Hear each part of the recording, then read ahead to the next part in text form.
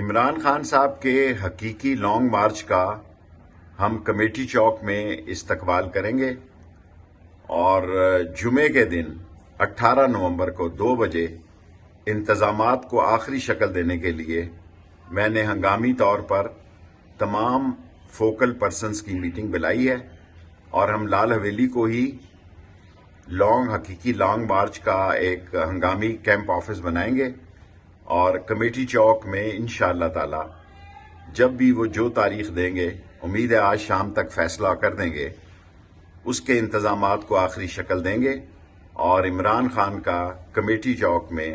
ایک تاریخی استقبال ہوگا اور جمعے کے روز 2 بجے انتظامات کو لال حویلی میں آخری شکل دی جائے گی۔ آپ تمام اہلیان راولپنڈی سے